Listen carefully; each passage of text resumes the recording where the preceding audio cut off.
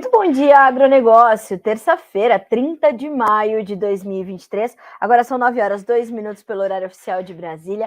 Sejam todos bem-vindos à nossa abertura de mercado, que caminha aqui pelo noticiasagricolas.com.br e também pelo nosso canal no YouTube, Notícias Agrícolas Oficial. Aliás, se você não se inscreveu ainda neste canal, já faça isso para receber ali a nossa programação, que começa agora no Bom Dia Agronegócio, mas vai dia todo para que vocês sejam sempre os produtores rurais mais bem informados do Brasil. O Bom Dia Agronegócio tem o apoio da Cochupé, a maior cooperativa de cafeicultores do mundo, e garante ali a nossa interatividade. Então, você que está nos acompanhando, vá mandando as suas perguntas, tá? Mande as suas dúvidas, o seu posicionamento, as suas opiniões. A gente quer a tua participação aqui no Bom Dia Agro. Quando vocês participam, a gente consegue garantir o atendimento à demanda de vocês. Carla, estou precisando saber mais sobre fertilizantes, mais sobre o mercado do boi, mais sobre o mercado do café, mais sobre o dólar, não sei. Hoje, por exemplo, a gente vai para o Paraguai. Já já a gente vai conversar com a Esther Stort, que é a diretora das Agroconsultoria, para a gente entender como é que está caminhando por lá a safra de milho, por exemplo, né? Demanda que eu tenho recebido aqui da nossa audiência, né? Então, a gente vai falar sobre isso. Vamos falar sobre também as questões políticas. O senhor Nicolás Maduro está no Brasil, recebido com toda a pompa e circunstância pelo presidente Lula, uma loucura total, sendo criticado, o presidente naturalmente está recebendo um ditador, né? Mas, enfim, a gente vai buscar entender o que está acontecendo no Brasil e a gente vai falar sobre isso já já. Mas antes de mais nada, vamos para a nossa rodada de preços, onde a gente vai saber como é que os mercados estão funcionando, inclusive depois deste feriado que foi comemorado ontem nos Estados Unidos, do Memorial Day, feriado em que se comemora ali, né? Em que se comemora não, mas em que se celebram as vidas perdidas em combates de soldados e soldadas americanas, né? Então é o Memorial Day, foi comemorado ontem, as bolsas não operaram, hoje já retomam seus negócios e operando com commodities no vermelho, quase todas elas no vermelho, algumas encontrando espaço para subir. A soja, 13 dólares e 24 centos por bushel no contrato julho, tem baixa de 0,8%. O milho, 6 dólares e 3, sobe 0,1%, estava no vermelho até pouquinho. O trigo cai forte, 1,4% de queda para 6 dólares e 6 centos por bushel. Ainda na Bolsa de Chicago, nós temos baixas para os futuros do óleo e para os futuros do farelo. O óleo caiu 1,7% agora, é quem lidera as baixas no complexo soja. E no farelo a gente tem perda de 0,8% para o primeiro contrato valer 399 dólares por tonelada curta. Na Bolsa de Nova York, nós temos quedas para o café, 0,5% de baixa para 1 dólar e 80 mais 60 centos por libra-peso. Aliás, já que eu passei aqui já pelo café, vou sugerir que você acompanhe os conteúdos que estão chegando do Coffee Dinner Summit, que foi feita, né, a cobertura completa pela Virginia Alves, Notícias Agrícolas, mídia oficial do evento, onde lideranças da cafeicultura estiveram reunidos para trazer ali, né, esses destaques e esses debates todos sobre a cafeicultura brasileira. Vale a pena você, então, conferir estes materiais, essas entrevistas todas. Ontem foi uma bela leva, a gente já subiu 5 entrevistas, tá?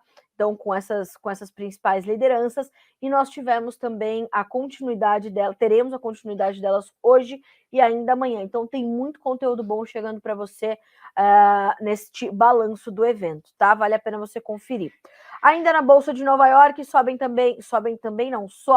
os futuros do açúcar, tem alta de 1,2%, para 25 centos mais 69 por libra. O algodão sobe e sobe forte, 2,8% para recuperar 85 centos mais 71 por libra-peso. O petróleo, este opera em queda na manhã dessa terça-feira, tanto para o WTI quanto para o Brent. Nós temos o WTI caindo 1,03% para 71 dólares e 92 centos. O Brent caiu 1,4% para 76 dólares e 3 centavos. Nós temos aí as expectativas para a reunião da OPEP, que acontece na próxima semana, entre os dias 13 e 4 de junho, já com alertas, né, com sinalizações importantes vindas ali de autoridades também importantes ali no pool dos principais países produtores e exportadores de petróleo, a OPEP, principalmente vindas do ministro saudita de energias. Falou, fiquem atentos, especuladores, surpresas há de vir, né? Hão de vir. Gás natural hoje caindo 2,2%, o ouro 0,8% de queda, a prata 0,2% de alta, o ouro sobe 0,8% de alta, sobem também os futuros da prata 0,2% e do cobre 0,3% na manhã de hoje. Dólar index também já temos, caindo 0,3% agora para 103.820 pontos. Nós temos ali alguns índices acionários americanos subindo, outros caindo, a mesma coisa na Europa, certa volatilidade, porque nós tivemos ali uma condição o mercado financeiro não está muito animado. Está uma coisa animada. Não. O mercado está menos tenso, dada naturalmente, né, a condição das discussões em torno do endividamento americano, do teto do endividamento americano, que avançou. No entanto, um acordo não está muito próximo. Volto a dizer, a polarização política nos Estados Unidos é um ponto importante de análise nessa condição, então nós temos que trazer isso também para conta nesta manhã de terça-feira. Nas palavras de Eduardo Vanin, veja só, os democratas e republicanos chegaram a um acordo, mas sua aprovação parece que será bem mais difícil do que se imaginava. Ontem, o líder da Câmara, o republicano Kevin McCarthy, disse que vai conseguir os votos. Biden disse o mesmo do lado dos democratas. Então, percebam, essa polarização política torna a decisão, que seria muito técnica, algo até ideológico, né? Politicamente falando. Então, ter atenção a estes vetores que direcionarão essas tomadas de decisões será bastante importante também. E eu trouxe também, hoje, pela equipe da Greenvest, a abertura do mercado macro, né, do cenário macro, e veja só, depois de um feriado na véspera, a terça-feira é de alta para as bolsas, principalmente na Ásia, com ações de tecnologia, e nos Estados Unidos. A Europa destoa do tom do dia e as principais bolsas trabalham em leve queda. O tom é positivo, ainda refletindo as falas do presidente Joe Biden e do congressista Kevin McCarthy, afirmando que chegaram a um acordo para elevar o teto da dívida, mantendo as despesas ex-defesa congeladas em 23 e 24. Esse era o maior empecilho. O governo de Biden queria uma elevação também dos gastos. O texto deve ser votado amanhã, dia 31 de maio. Aliás, um dia importante também para nós aqui no Brasil, quando o STF vai decidir sobre a constitucionalidade das obras da Ferrogrão. Veja você onde fomos parar com a Ferrogrão, né? Ao invés de trazer desenvolvimento para o Brasil, a gente está discutindo isso também lá no Supremo Tribunal Federal, e amanhã vai ocorrer o julgamento dessa ação, que vai trazer ali, vai julgar o mérito da ação, e a gente torce para que logo esse assunto seja resolvido. Como disse o presidente da ProSoja Mato Grosso, que aliás tem participado muito ativamente das discussões, é algo que supera a ideologia, é uma situação completamente técnica e de desenvolvimento do Brasil. Esse é o foco da discussão, e amanhã, então, não é um dia só importante para os americanos, mas é um dia importante também para o Brasil, né? Então, a gente está acompanhando isto muito de perto. Bom, vistos os preços, e já a gente atualiza a B3 também, porque a B3, né, está começando agora, ela começa depois dos negócios, então ela está começando agora, abrindo os olhinhos agora o mercado, e aí a gente vai, conforme a gente tem uma movimentação mais robusta, a gente traz para vocês por aqui. Mas antes disso, a gente vai trazer então algumas das nossas manchetes que são importantes na manhã desta terça-feira. A primeira delas, sem dúvida, é a questão da gripe aviária no Rio Grande do Sul. Foi registrado o primeiro caso em ave silvestre, é um cisne do pescoço preto, que registrou, né, este caso de gripe aviária. Volto a dizer, ainda em aves silvestres, todos os 13 casos confirmados no Brasil, a maior parte deles concentrada no estado do Espírito Santo, além do Rio de Janeiro e agora o Rio Grande do Sul, são em aves silvestres, né? Então, foi confirmado na noite dessa segunda-feira o primeiro foco de influenza aviária de alta patogenicidade no estado gaúcho, na ave silvestre da espécie Cygnus melancorifus, nome popular de cisne de pescoço preto, encontrada na estação ecológica do Taim, sul do estado. O local já foi interditado para visitação. Outros 2 casos em aves silvestres também foram confirmados. Um 30 réis de bando na Ilha do Governador, no Rio de Janeiro, e também um R$ 30 Boreal, no município de Piúma, no Espírito Santo. Com os casos notificados no final do dia de ontem, sobe para 13 o número de confirmações de casos em aves silvestres no Brasil, sendo 9 no estado do Espírito Santo, 3 no Rio de Janeiro e 1 no Rio Grande do Sul, portanto. Tá certo? Volto a dizer, as barreiras estão erguidas e reforçadas. É importante a gente lembrar que a doença não é transmitida pelo consumo de carnes, tampouco de ovos, né, de frango, e as infecções humanas pelo vírus da H5N1. Eu vou subir aqui, Matheusinho. Obrigada, viu? O Matheusinho já veio aqui dar uma baixadinha na câmera, mas eu preciso subir, né? Senão eu vou desaparecendo aqui embaixo da mesa. Então, a gente dizia que, de fato, os humanos podem contrair esse vírus, como tem alguns casos em acompanhamento e monitoramento, inclusive pelo Ministério da Saúde, mas a gente sabe que ainda não foi nada confirmado, enfim, mas há uma vigilância muito severa em cima destes casos, tanto em animais quanto em humanos, que estão sendo verificadas, e volto a dizer também que isso não muda o status sanitário do Brasil, o que é o mais importante da gente noticiar agora. O nosso trânsito com os mercados continua aberto, nós continuamos com as nossas negociações ocorrendo normalmente, então nós temos só a obrigação de fazer a vocês essa atualização, né? Para que vocês saibam como é que as coisas estão correndo. O mapa segue em alerta, veja o que diz a nota do próprio Ministério da Agricultura. O mapa segue em alerta, informa que com a intensificação das ações de vigilância é comum e esperado o aumento de notificações sobre mortalidades de aves silvestres em diferentes pontos do litoral do Brasil. Ou seja, nada fora do que já estava sendo esperado, portanto, pelas autoridades sanitárias, não só o Ministério da Agricultura, mas as secretarias estaduais de agricultura também estão em alerta, estão acompanhando isso muito de perto, e os ministérios estão todos ali trabalhando em conjunto, né? Como é que as coisas estão acontecendo nesse momento. Bom, na sequência, a gente vai falar rapidamente sobre essa queda dos grãos na Bolsa de Chicago, porque já, né, depois da entrevista da Esther, nós vamos falar mais sobre a questão do clima nos Estados Unidos, porque a questão climática é o foco central da Bolsa de Chicago neste momento, né, tanto que nós temos aí para a soja perdas que variam de 12,5 a 13,5 pontos nos contratos mais negociados. Então a gente tem o julho com 13 dólares e 24, o agosto com 12 dólares e 47, o setembro 11 dólares e 85 e o novembro 11 dólares e 70 e 600 por bushel.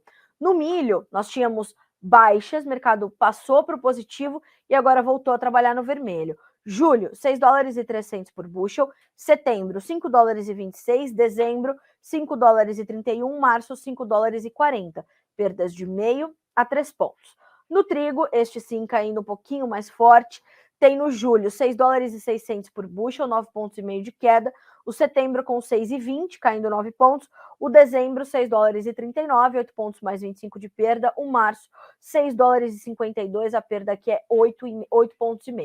O que motiva, então, essa baixa nos grãos nesse momento? Uma melhora esperada para o clima nos Estados Unidos, como eu falei, já a gente detalha um pouco mais dessa condição, então a gente vai, né, olhar para isso com outros olhos, já a gente vai aprofundar um pouquinho essa conversa, mas há uma pressão vinda também do financeiro, então esse financeiro meio incerto, meio azedo, né, meio sem confiar muito nesse acordo, embora o acordo tenha vindo, né, mas ali meio ainda na margem tem alguma insegurança, alguma incerteza, isso também está na conta, tá? Então a gente tem essa situação para monitorar, certa aversão ao risco para algumas commodities, e também não podemos esquecer que a gente está terminando maio, já a gente começa junho e a gente vai ter a chegada do novo reporte mensal de oferta e demanda do USDA. Este boletim, o boletim de junho,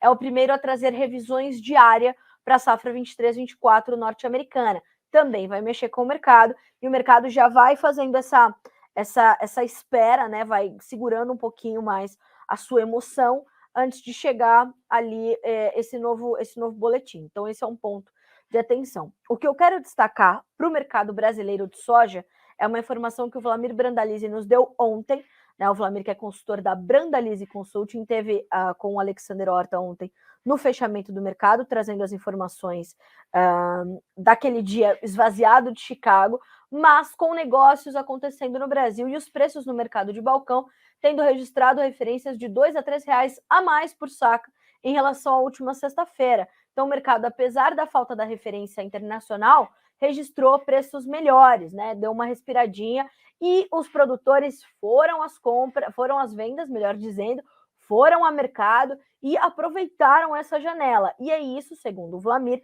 que precisa ser feito, para a gente não carregar tanta soja para ser comercializada no segundo semestre e ficar entupindo ainda mais os canais e os preços poderem voltar a sentir uma pressão mais agressiva. Diante disso, o que nós tivemos, portanto, foi essa fluidez melhor dos negócios, essa liquidez melhor e, de fato, isso acontecendo. O produtor aproveitando, fazendo seu caixa, tem compromissos financeiros para honrar aí nos próximos meses, então tem ido ao mercado. Ontem essa foi uma informação bastante importante.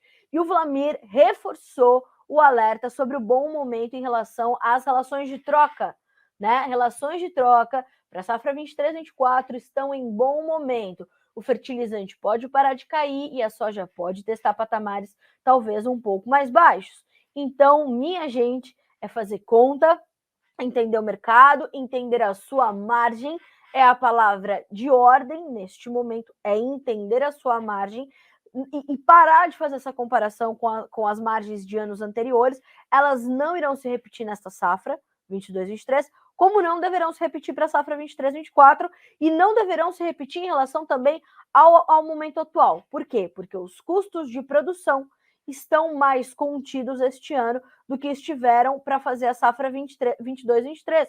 Não se esqueçam que o produtor brasileiro fez um custo médio com dólar de 5,40, 5,20 os seus custos da safra 22-23, algo que não deve se repetir para a safra 23-24, para quem está aproveitando o momento da relação de troca, tá? A gente está falando de um dólar que, neste momento, está valendo R$ 5,01, com uma baixa de 0,1%. Então, atenção, é fazer conta, olhar as margens, tá? Acho que isso é o mais importante neste momento, tá? É o mais importante neste momento. 9 horas e 19 minutos pelo horário oficial de Brasília. Falamos um pouquinho aqui do mercado de grãos. Antes da gente só chamar a Esther, vamos passar ali os olhos pelos preços do milho na B3. O mercado um pouco tímido ainda. O julho tem uma alta de 0,2% para R$ 58,57 por saca. Ontem subiu bem, hoje já mais contido. O setembro estável com R$ 61,85 e o novembro R$ 64,10 também estável. Já o janeiro também volta a ceder 0,1% de queda para R$ 66,70 por saca. Agora sim, vou chamar aqui para nossa conversa no Bom Dia Agronegócio a minha amiga Esther, do Paraguai, diretora da Dasagro Consultoria. Esther, bom dia, minha amiga, seja bem-vinda. Faz tempo que não nos falamos, estou feliz de ter você aqui na edição dessa terça-feira do Bom Dia Agronegócio. Bom dia, Carla, bom dia a todos aí do Notícias Agrícolas, né? É um prazer conversar com vocês novamente. Faz tempo mesmo que não conversávamos. Verdade. Esther, eu acho que agora a gente pode falar um pouquinho mais sobre o milho, né? Eu recebi aqui algumas informações que você passou para a nossa equipe, justamente falando sobre alguma irregularidade que a gente tem na safra agora e alguns pontos que a gente tem que ter de atenção a partir desse momento, não é isso? Isso, exatamente. O milho agora está... A gente tem um milho bastante... O plantio foi bastante atrasado, né? Praticamente 40% do milho foi plantado fora da janela ideal, né? Que dentro de março. Então, agora estamos numa fase aí de milho apenas saindo de florescimento. Ainda tem muito milho que ainda está pendoando, né? Então, existe assim um cenário ainda incerto com relação à produção de milho. Nesse momento, a gente acredita que aproximadamente perto de 10% de toda a área esteja livre de geada, então ainda a gente tem esse problema aí que poderia ocasionar a perda na produção. Sim. E tem alguma previsão dessas geadas para os próximos dias? Os mapas climáticos apontam para isso? Não, até o momento, assim, não tem, no que a gente consegue ver, né, nos mapas, assim, existe uma queda de temperatura, realmente tem esse final de maio, sempre é um problema, né, sempre é um dos primeiros alertas aí de geada, é final de maio, então esse alerta parece que se dissipou, né, a gente não está tendo uma previsão de geadas dentro da janela que a gente consegue enxergar de uma maneira estimativa, que é os 15 dias, né, então acreditamos que aí, nessa fase, a gente consiga evoluir um pouco, né? Se o tempo abrir, porque está um pouco fechado por aqui. Esther, quais são as expectativas de produtividade? Quais são as áreas mais sensíveis e quais as que podem registrar melhor desempenho nessa temporada? Quais são suas expectativas até esse momento, diante do que já aconteceu? A área plantada, a corretora trabalha com 900 mil hectares aproximadamente, né, dos quais, então, a gente acredita que mais ou menos umas 100 mil hectares hoje estão livres de geada. A grande parte disso, 35% disso, está na região do norte do Chaco, né? Então, não está nessa área aqui, que é a área de exportação de grãos e de produção regional aqui. Ela fica mais longe e normalmente fica nesse espaço mesmo. Esse ano pode ser que a gente tenha um excedente de produção no Chaco que venha para Assunción, no máximo para ser exportada através dos portos ou ser consumida na indústria principalmente aviária, né, que fica em Assunción, na grande capital. O que a gente tem hoje, a expectativa de produção? Estamos trabalhando, tem esse risco de geada, essa perda, o milho realmente esse ano não é igual ao ano passado, a gente não vai ter uma super produção de milho, não estamos esperando isso, porque a área é um pouquinho menor também, por causa do atraso no plantio, e outra, pelo fato do plantio ser um pouco atrasado, né, o tempo e a fertilização, que a gente acredita que também, ano passado, deu uma seca muito grande, né, na soja, então, grande parte do fertilizante remanente no solo ficou para o milho, e o milho foi espetacular ano passado. Então, esse ano a gente não tem essa característica que a gente viveu ano passado, experimentando esse ano um pouco mais de normalidade. A gente acredita que 5.150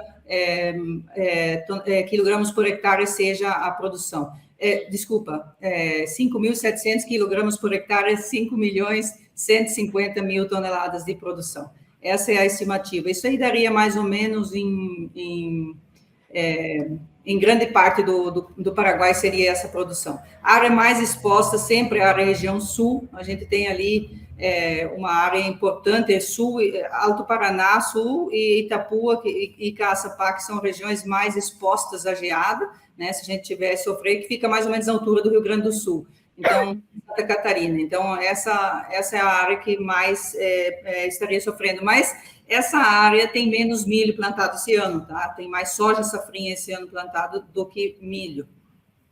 Esther, como esse cenário já tem impactado nos preços e nas tomadas de decisões do produtor paraguaio?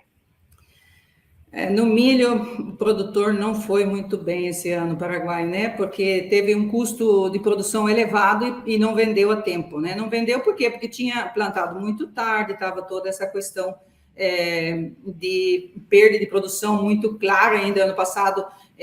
No caso da soja, foi uma perda muito grande, tinha sobrevendido, né? Ou vendido uma área muito maior do que produziu, então realmente ficou um pé atrás, e no milho normalmente tem isso, né? A não ser que ele esteja plantado dentro de janeiro, que é um período ideal, no início de fevereiro, né? Assim, que é uma janela antecipada, vamos dizer, para o milho, ele não vende, o produtor não vende enquanto não tiver saído de milho verde, né? Onde já está o risco de geada praticamente inexistente. Então, hoje a gente tem uma comercialização do milho praticamente, só para a gente ir olhando um pouco, hoje a gente tem um milho que foi plantado em janeiro, ele floresce em 60 dias, e 55, 60 dias. O que é plantado em fevereiro, 70, e o que é plantado em março, em 80. Então, hoje a gente não tem uma capacidade de vender, hoje até acho que o produtor gostaria de ter vendido, mas os preços caíram muito, né? Então, A comercialização do milho hoje está aproximadamente, a gente acredita, em 28%, 30%.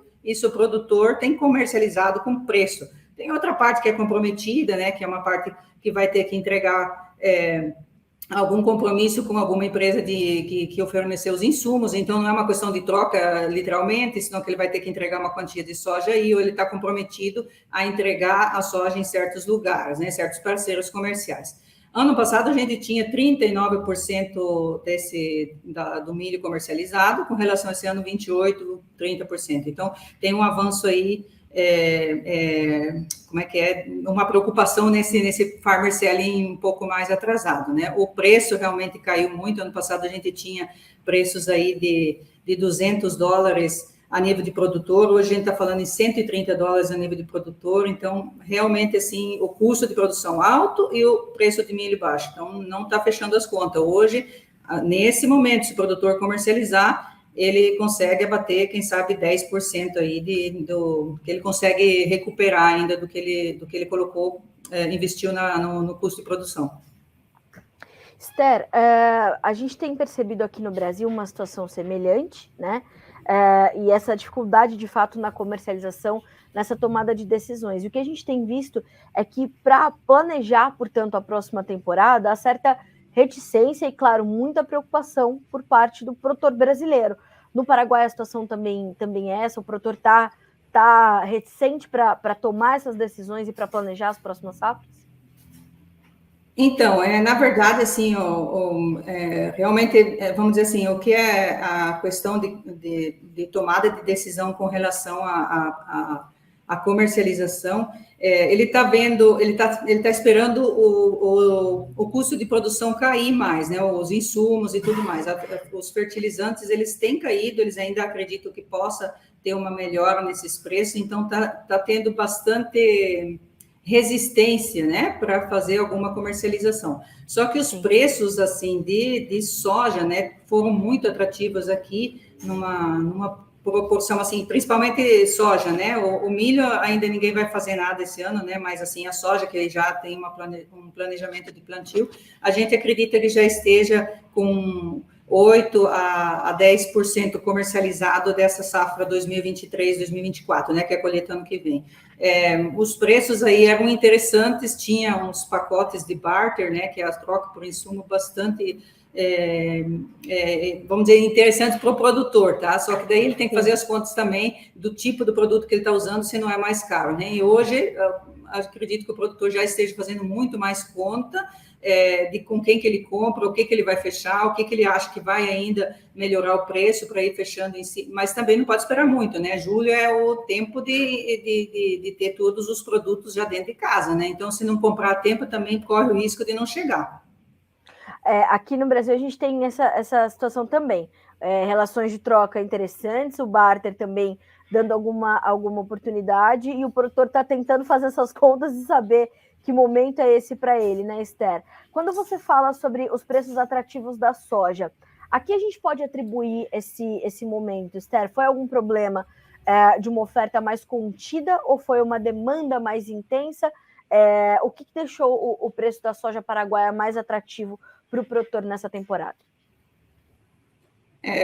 Na verdade, assim, a soja, a gente estava trabalhando, né, o preço da soja, a formação de preço aqui é muito argentina, né, para o Paraguai, então teve uma demanda muito importante com essa quebra da Argentina, então uma procura grande por essa soja, a soja paraguaia ela é fácil acesso para a Argentina, os portos estão acostumados com essa logística. Então, a gente tem uma frota de barcaças muito grandes, com bois trabalhando aí. Então, teve até uma fuga até para o Mato Grosso, aí, Brasil, e também para o Mineral, né, de Bolívia, uma fuga de barcaça, de comboios de barcaça, mas em certo momento aí, em março, abril, a gente sentiu aí uma falta de logística para exportar esse grão para a Argentina, né, principalmente. Então, não faz sentido o Paraguai olhar o mundo se na Argentina, ele vai ter que passar pela Argentina com a soja, já fica muito mais interessante para o Paraguai deixar a soja na Argentina.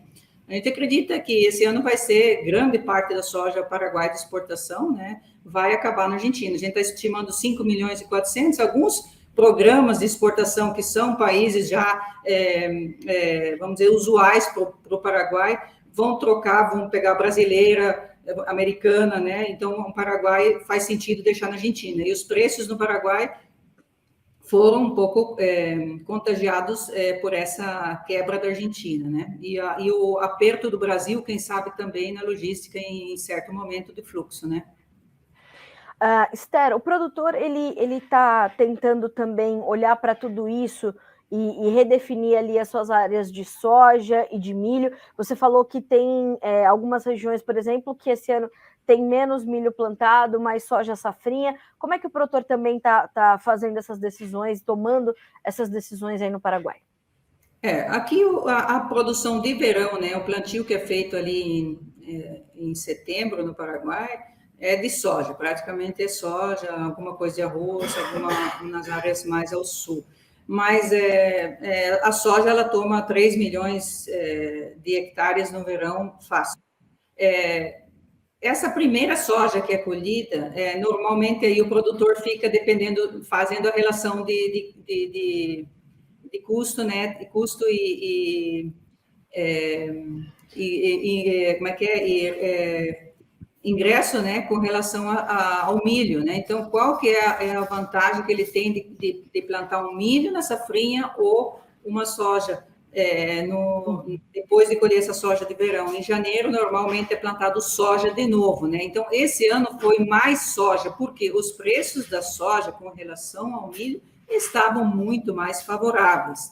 E foi uma acertada, ok? Só que a soja, ela acaba, meio que se comercializando junto, porque agora a gente já está 55% da safrinha de soja colhida, né? Agora, final de maio, e ela já entra dentro do fluxo de comercialização. Apesar de que, se você colocar em regra de massa, a soja safrinha é a semente, a produção de semente, custo interno, né? E a produção de verão é que é exportada normalmente. Ela ajuda a ingressar nesse momento aqui de uma melhora no fluxo logístico, né? Então, com relação à área, no inverno, né, nas safrinhas são plantadas 900 a 1 milhão de toneladas, 1 milhão de hectares de milho, normalmente, então ela tem aí um percentual que pode variar, e de 250 a 450, já tivemos áreas maiores de safrinha também de soja, até 700 mil hectares já foram plantados safrinha de soja.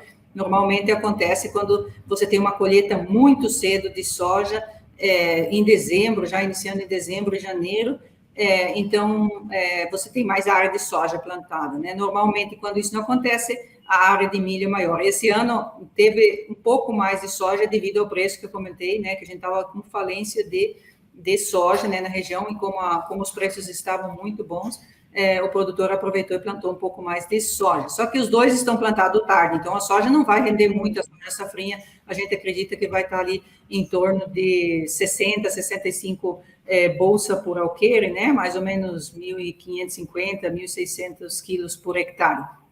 No verão, a gente teve quase 3, né? Então, é uma diferença grande, porque você tem menos horas luz, você tem toda uma produção, um pouco menor também insumos, né? Não é muito fertilizado. Agora, o milho, não. O milho, sim, ele é trabalhado um pouco mais.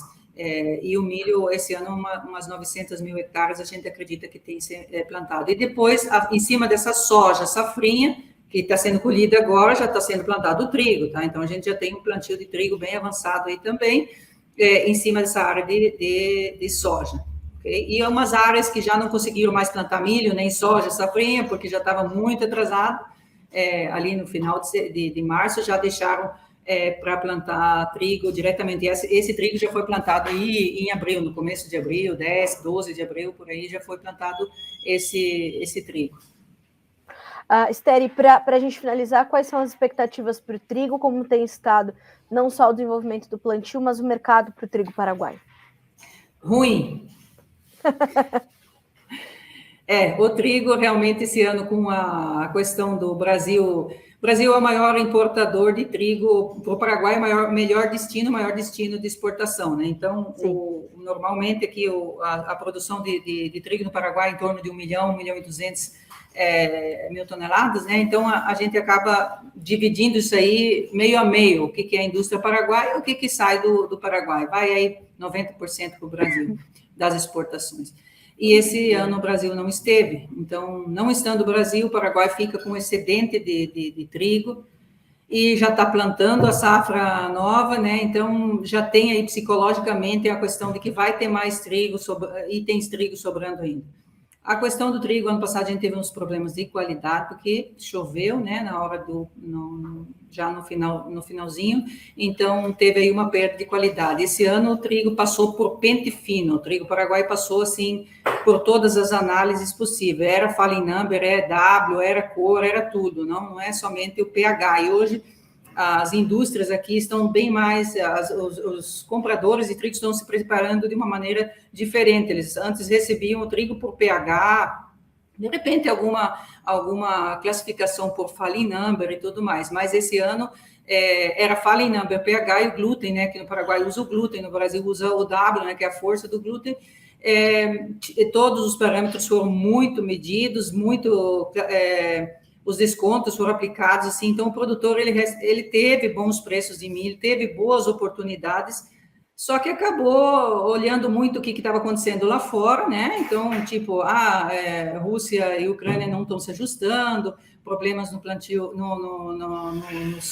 nas produções do hemisfério norte, né, dos Estados Unidos, principalmente, Argentina com quebra, Brasil vai precisar, ok, mas só que o Brasil acabou não vindo nunca, né? Então agora a gente ainda acredita, né? Tem uma esperança aí no finalzinho aí entre julho, agosto, de repente algum posicionamento aí do Brasil com relação à importação, mas a gente já vê que o Brasil também está plantando, o trigo do Paraná está vindo bem, lógico, bem a gente fala avançado, né? Adiantado no plantio, então tudo isso é um pouco, se a gente olhar por um lado, não é é um pouco bearish, né, para a questão de preço.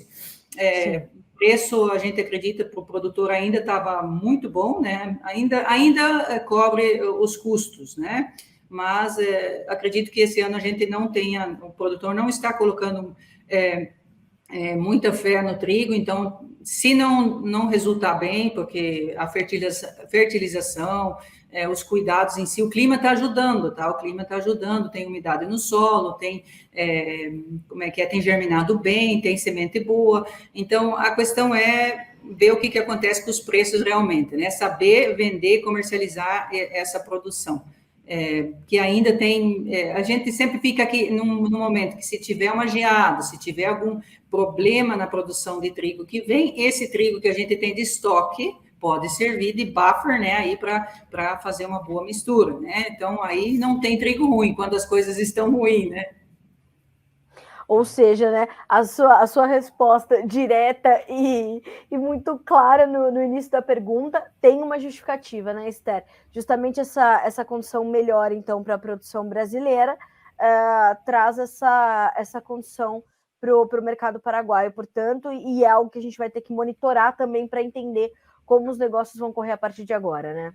Sim, Carla, a gente não tem somente, a gente acha assim que a relação Brasil-Paraguai é muito mais de hermanos, um precisa do outro, né? A questão aqui, o Brasil é um grande produtor, a gente sempre fala, é gigante, né? E o Paraguai está aqui de la mano, como a gente fala, né? De mão dada. Por quê? Porque tem áreas aí logisticamente viáveis para o Paraguai dentro do Brasil, e isso é interessante, porque a gente fica aqui na fronteira e sabe que o milho do Brasil vai ficar mais caro da onde está a região de produção em certo momento para essa região onde o Paraguai chega bem mais barato. Milho, trigo, então, e soja também. Então, essa relação comercial, agronegócio aí é uma questão que a gente não... Ela excede um pouquinho das fronteiras, né? Não é uma questão de importar ou não. A importação aqui é uma coisa bem fácil para quem está nesse ambiente. Eu acredito que a questão da comercialização do trigo tenha mostrado um pouco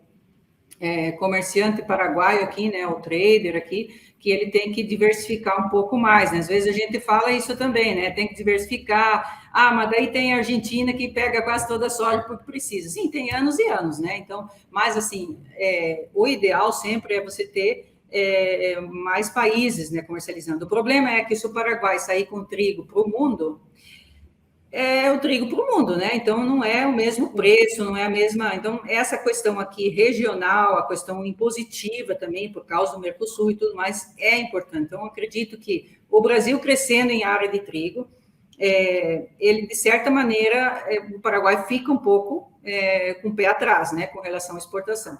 Agora, o consumo vai crescendo, né? O Brasil também tem exportado muito, é uma questão de câmbio também para o Paraguai, por mais que a gente com câmbio não tenha tanta conta para fazer como vocês no Brasil, sempre tem que fazer muita conta com o câmbio. Aqui no Paraguai, o agronegócio ele se move em dólares, né? Então não precisa ficar olhando, claro que para o país, né? É traduzido em Guarani, isso daí tudo mais, mas o que eu vejo, assim, é que o Brasil, com um câmbio bom, ele acaba exportando, câmbio bom, digo, acima de R$ 5, ou nessa faixa aí, ele acaba exportando muito, né? Porque ele fica barato para os importadores. Então, isso é um ponto positivo para o Paraguai, porque vai acabar abastecendo o Brasil em certos momentos, vai fluir mais o Brasil, e o Brasil acaba, em algum momento, ficando um pouco mais com a cobertinha um pouco mais curta, daí o Paraguai está aqui, né? Então, sempre foi mais ou menos isso. Eu acredito que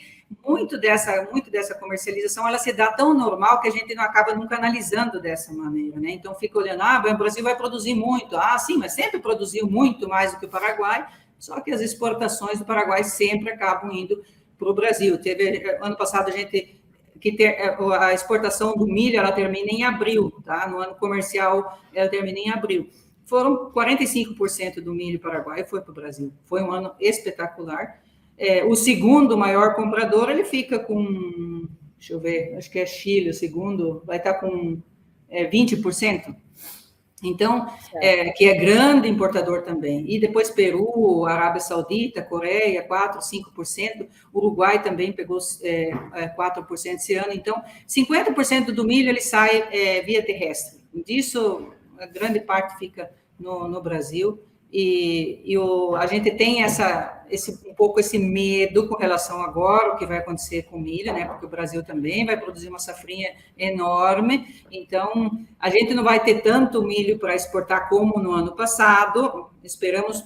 Gostaríamos de ter mais, mas a expectativa, estamos falando sobre expectativa de produção, mas vai ter que exportar aí praticamente 4 milhões e meio, né? Então, aonde vai esse milho? Vai ter que encontrar um destino. Então, hoje o produtor, o vendedor de milho que já tem uma expectativa de produção, que já está com uma certa garantia do que vai produzir, já tem que ficar olhando onde é que vai colocar esse milho, porque vai precisar de logística, não tem como guardar um milho, esperar subir o preço.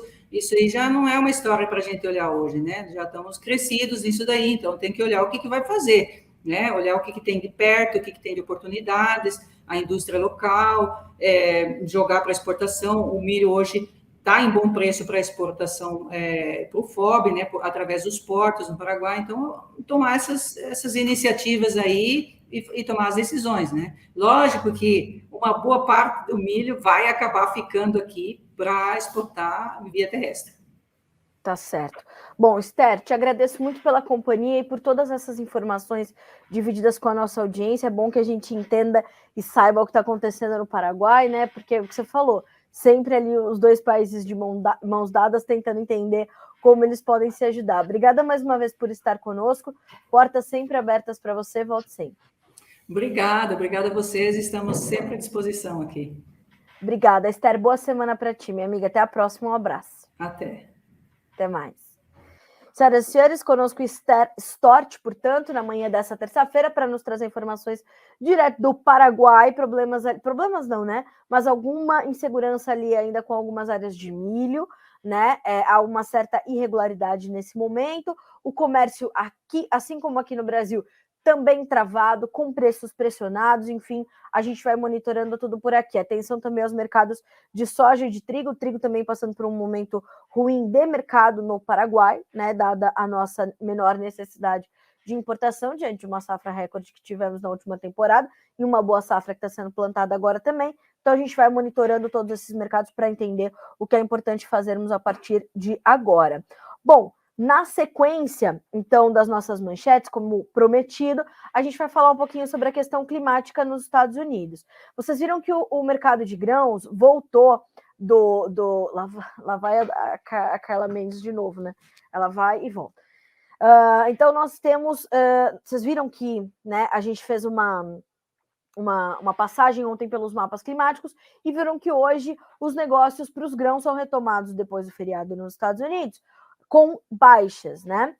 Não caem só os futuros da soja, do milho e do trigo, mas caem também farelo e óleo. E no caso da soja em grão, tanto o farelo quanto o óleo vão pesar, principalmente o óleo, que está caindo quase 2% na manhã dessa terça-feira, mas muito disso também está, aliás, está caindo mais de 2% já, tá? Mas isso também está muito atrelado à questão do clima nos Estados Unidos. Eu acabei de apurar com o Luiz Fernando Gutierrez, analista das safras e mercado, que ele me dizia o seguinte: o resumo do Luiz é muito didático e é fácil da gente entender o que a gente tem que olhar agora. Os últimos 7 dias nos Estados Unidos foram, de fato, bastante secos, né? O que foi e tem sido favorável, inclusive, para o avanço do plantio. Eu tenho falado muito sobre isso aqui no Bom Dia Agro, como as condições atuais de clima nos Estados Unidos, elas têm sido bastante favoráveis para este rápido avanço da semeadura. No entanto, né, nós tínhamos essas previsões mostrando um tempo mais seco e quente nos Estados Unidos nas próximas semanas. Então, a gente está falando de um período de 7, 8 a 14, 15 dias, né? Então, as próximas 2 semanas. Os mapas atualizados no final de semana e já também no começo desta semana, que se iniciou ontem, semana útil, vamos colocar dessa forma, né? Depois do domingo, a gente já tem condições climáticas mais favoráveis. Os mapas já mostram chuvas melhores para os Estados Unidos, principalmente para a porção uma melhora, principalmente para a porção leste, mas ainda a porção oeste recebendo chuvas mais volumosas e melhor distribuídas, né? Mais distribuídas ali entre as principais regiões produtoras. Mas como há estados chaves ali na produção, de produção na região leste, Illinois, Indiana, Iowa, Ohio, um pedacinho ali do Nebraska, Minnesota. Então, olhando para este lado, a gente está falando de uma melhora esperada aí para os próximos dias. E essa melhora ajuda a pesar um pouquinho sobre os preços. Então, se essas chuvas melhores se confirmarem nesses próximos 7, 8 a 14, 15 dias, as temperaturas que tendem a ser mais elevadas de fato, elas não deverão ter tanto peso quanto se as chuvas não se confirmarem e nós tivermos mais dias secos também. Então, olhar para esses dois pontos é muito importante. Os mapas apontam chuvas quase que dentro da média e as temperaturas acima da média ainda. Ontem nós trouxemos a perspectiva de um instituto de meteorologia nos Estados Unidos, que é o Weather Trends 360, né? E ele diz o seguinte, que o fim de maio é o mais seco e o início de junho o mais quente em 30 anos nos Estados Unidos. Então, exatamente isso que o Luiz falou. Os últimos 7 dias muito secos, os próximos de temperaturas altas, mas com a possibilidade de chuvas melhores. Caso essas chuvas se confirmem, essas temperaturas altas terão um impacto bem mais reduzido do que se a gente tiver uma confirmação de um padrão mais seco de tempo, né? E essas temperaturas se confirmarem acima da média, podendo causar essa preocupação toda, portanto, para o desenvolvimento das lavouras americanas. A partir agora de junho, julho, a gente vai começar a olhar mais de perto justamente isso, o desenvolvimento dos campos nos Estados Unidos.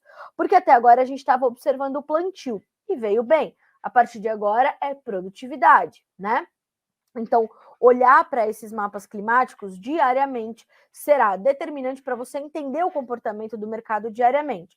Carla, então quer dizer que o mercado mudou de tendência? Não, não mudou de tendência. O mercado continua pressionado para os grãos, em especial para soja e milho, porque há essa perspectiva, portanto, de uma safra cheia vinda dos Estados Unidos.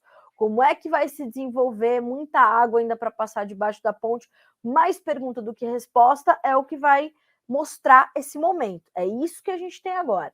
Então, olhar para isso é muito importante. Agora, o foco central de Chicago está sobre o clima. A safra sul-americana, o mercado já conhece, embora a gente veja novos cortes aparecendo para a Argentina, a safra paraguaia também se finalizando, a demanda mais cadenciada da China. Ontem o Vladimir falou sobre isso. A China ainda está comprando da mão para a boca, vem, compra um pouquinho, vem, compra um pouquinho nos Estados Unidos, cancela um pouquinho nos Estados Unidos, compra mais para frente. Então, essa demanda, este comportamento consumidor da China também já foi absorvido pelo mercado, o mercado já entendeu. Então, é olho vivo no clima dos Estados Unidos, tá? É momento de mercado climático americano, a data de 4 de julho, por exemplo, é uma data determinante ali, um divisor de águas para o milho. A gente já consegue desenhar melhor a safra americana de milho. Um pouquinho mais adiante, a gente tem os dados para soja, e assim a gente vai construindo a safra 23-24 dos americanos, e claro, usando essas informações para planejar a nossa safra 23-24. Tá? Então é importante fazer essas contas, entender como isso vai pesando. Deu repique no mercado, deu oportunidade, entenda, faça as contas e veja se é momento para você participar, tá? Mas não pode ir carregando toda a sua soja para comercializar no segundo semestre, porque nós vamos ter muito milho e ali vai ser um bololô só, porque a gente vai ter soja competindo com milho e tudo competindo com açúcar, tá? Então, isso é muito importante você ter na sua conta. Então, as despesas logísticas também podem se encarecer um pouco, porque haverá uma demanda maior para escoar tudo isso. A gente não tem armazém para colocar todo esse milho, toda essa soja, então a gente vai ter que avançar aí com esse escoamento, é ficar ligado, fazer contas, e volto a chamar atenção para a palavra-chave desses próximos meses e de toda a circunstância, que é a tua margem, tá? Margem de resultado e não de preço, tá? Ensinamento importantíssimo que chegou por Carlos Cogo.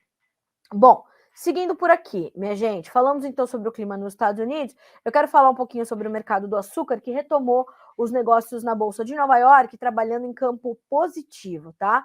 A gente está falando de preços que nesse momento, deixa eu ver se ainda está subindo. Está subindo de 0,2% a 1%, tá? Então a gente tem os contratos mais próximos, né?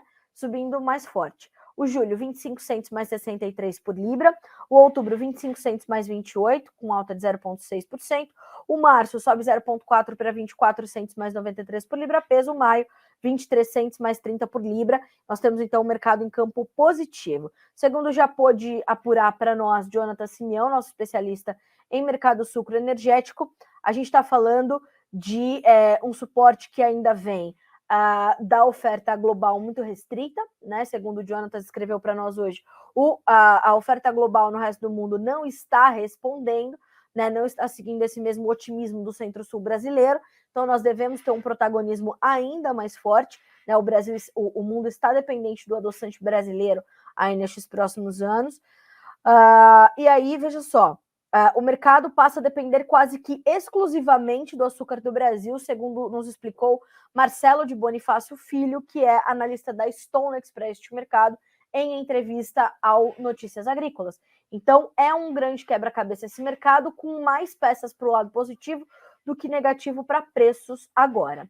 No entanto, vamos para a nossa próxima manchete, que são as exportações brasileiras de açúcar. As nossas exportações deverão alcançar quase 30 milhões de toneladas em 2023, e todo esse volume de açúcar vai competir com os grãos no escoamento das safras. Nós temos falado há muito tempo sobre isso, né, dos lineups ali. Se a gente checa os lineups, vocês vão ver que a gente está falando de lineups lotadíssimos, lotadíssimos para açúcar, para soja e para milho. Então, esses portos, né, esses terminais vão competir espaço, e os 3 produtos também. O Porto de Santos deve ser o responsável por escoar cerca de 75% desse volume de açúcar, né? Então, nós temos os lineups bastante cheios por lá também, e o mercado tem se preocupado sobre possíveis impactos no escoamento desse açúcar, já nessa contabilizando essa competição, portanto, com os grãos, né? E a StoneX, que fez essa análise, trouxe justamente isso, porque os analistas dizem ainda: caso as exportações dos 3 produtos registrem a dinâmica esperada, o Porto de Santos iria apresentar uma expressiva movimentação ao longo dos próximos meses, mas apenas em julho e agosto o fluxo ficaria muito próximo ou até acima da média mensal registrada. Apesar desse cenário, a consultoria vê que impactos possam ocorrer apenas em casos de grandes dificuldades. Abre aspas. Por mais que em alguns momentos exista uma maior movimentação de cargas no Porto de Santos, caso não haja nenhuma grande dificuldade na distribuição do fluxo de mercadorias ao longo do ano, ele deverá ser capaz de realizar as exportações esperadas. É preciso se atentar às condições climáticas em que o porto estará sujeito no decorrer da temporada. Volumes de chuva acima do normal poderiam prejudicar as operações portuárias e atrasar os embarques. Não se esqueçam que foi essa uma das motivações para o atraso dos nossos embarques de soja no começo deste ano, né? Aliás, ainda bem que pararam de circular aquelas informações que estavam só confundindo o produtor brasileiro sobre o que sai efetivamente de soja do Brasil, que é muito, e o que chegava de soja na China, né? Teve uma confusão, a gente trouxe uma resposta muito detalhada a essa confusão. Aliás, se você não leu essa matéria, leia, porque ali vai te trazer muita resposta, né? E é importante você estar sempre bem informado com informações responsavelmente apuradas. Bom, falamos então do mercado açucareiro do Brasil, muito importante. Agora vamos lá para Brasília, porque a gente tem uma semana importante para o agronegócio brasileiro e ela tem o seu ponto central para Brasília, é a votação do marco temporal ou do PL 490, né, que deve acontecer nessa terça-feira na Câmara dos Deputados, né? O PL 490 é o que estabelece lá o marco temporal da terra, né, na data da Constituição Federal. Então, a gente está falando de algo muito importante, algo que garante o direito à propriedade privada no Brasil, não só propriedade rural, tá? Mas propriedade privada de uma forma geral, e a Câmara deve, portanto, depois de aprovada a urgência no projeto de lei do deputado Arthur Maia, né? Agora vai para o anúncio do presidente da Câmara, este sim, Arthur Lira, para tratar, então, e podendo votar já nessa terça-feira o marco temporal da terra, né? Então, a gente vai observar isso, vai te atualizando, e volto a lembrá-los que foi, então, na última quarta-feira aprovada a urgência para votação disso. E por que foi aprovada a urgência, né? Por mais de 320 votos. Porque nós temos o julgamento das demarcações de terras indígenas voltando a acontecer em 7 de junho, né? O marco temporal vai ser julgado pelo STF, Supremo Tribunal Federal, a partir de 7 de junho. E no Supremo Tribunal Federal, o marco temporal enfrenta a tese do indigenato. Esta, sim, mais abrangente e que poderia colocar em risco a garantia do direito constitucional à propriedade privada que nós temos no Brasil. Então é importante a gente acompanhar muito de perto essa votação. Nossa equipe aqui do Notícias Agrícolas vai acompanhar todo o trâmite e qualquer nova informação você terá com exclusividade aqui pela nossa equipe, tá certo? Ontem, aliás, se você não viu, reveja, veja, e se viu, reveja a entrevista do professor Paulo Moura, cientista político do canal Dextra, que começou a sua fala ontem justamente chamando a atenção do agronegócio brasileiro para essa votação que acontece nessa terça-feira, 30 de maio, sobre o marco temporal. Vocês estão vendo essa foto que está na tela de vocês, né? Esta foto é de uma manifestação, porque que eu separei ela, né? Aliás, eu vou ver se o Matheus consegue colocar ela toda na tela para nós.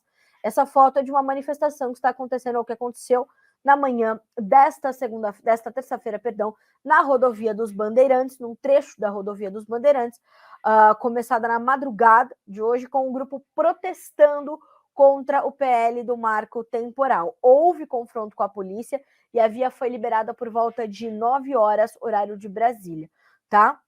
Então, o que nós vimos ali foram alguns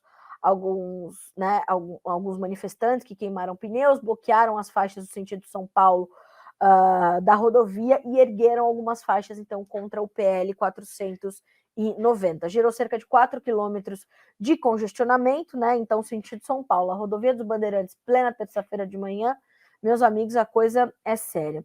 Então, vamos entender também como isso corre. Mas a manifestação já foi desfeita, enfim, segue a vida.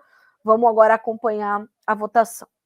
Bom, avanço da CPI do MST, como estão as ações, né? A CPI do MST está, então, visitando áreas ocupadas no interior de São Paulo para apurar as irregularidades, apurar o financiamento, que é a principal também pauta desta CPI, né, da CPI das invasões de terra, entender quem financia tudo isso, porque é preciso dinheiro para ir de um canto para o outro, né?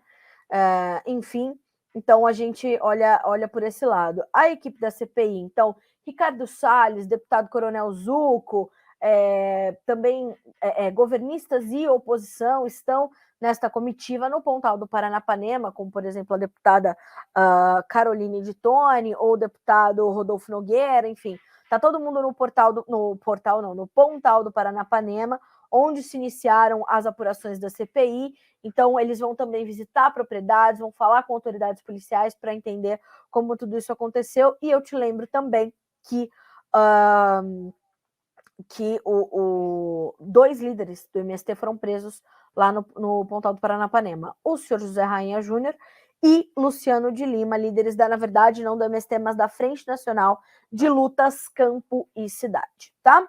Em paralelo, essa informação é importante, tá? A CPI, o governador do estado de São Paulo, Tarcísio de Freitas, tem dado celeridade na regularização de terras consideradas devolutas, tudo com base em uma lei sancionada pela LESP em 2022.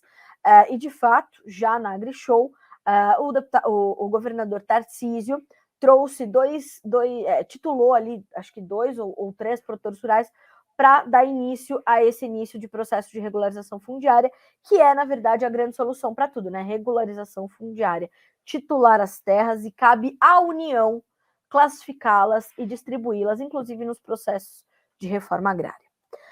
Bom, um outro assunto que, claro, está dominando a mídia é, naturalmente, a cúpula das Américas, né? E a presença de muitos presidentes, são 10 presidentes aqui sul-americanos, né? Para uma reunião nessa terça-feira. Estão, então, Alberto Fernandes, presidente da Argentina, a Dina Boluarte não pôde deixar o Peru e será representada por um de seus ministros, atual presidente do Peru, o Nicolás Maduro, da Venezuela, recebido, volto a dizer, com toda a pompa e circunstância. Nós temos ainda o presidente da Colômbia, Gustavo Petro. Então, a gente tem ali esses 10 líderes, né, esses 10 chefes de Estado aqui no Brasil, para uma reunião com o Lula nesta terça-feira. Pela manhã, então, estão previstos esses discursos. Na parte da tarde, uma conversa informal entre as lideranças, e durante a noite as delegações participarão de um jantar oferecido pelo presidente Lula e pela primeira-dama no Palácio da Alvorada. O que mais chama atenção e o que mais tem trazido, claro, toda essa condição, né, de domínio da mídia em torno dessa pauta é a visita de Maduro, que não acontecia desde 2015 no Brasil, por razões óbvias, não é? Por razões óbvias. Ele esteve aqui na posse do segundo mandato da presidente Dilma Rousseff, à época, e o que mais também tem chamado a atenção, né? Essa insistência de Lula em dizer que fica surpreso com esse não entendimento da sociedade, né, dessa visita de Maduro, e que a Venezuela vive uma democracia, pasmem, né? Então, Lula diz isso, né? Democracia o que está acontecendo na Venezuela. Enfim, 300 anos está lá o Nicolás Maduro tomando conta daquele país, assim, sem olhar para a população, né? Que morrendo de fome, está fugindo para o Brasil. Mas aí vem a notícia: Lula e Maduro querem retomar o uso de energia da Venezuela para abastecer Roraima. Mas como, né? Enfim.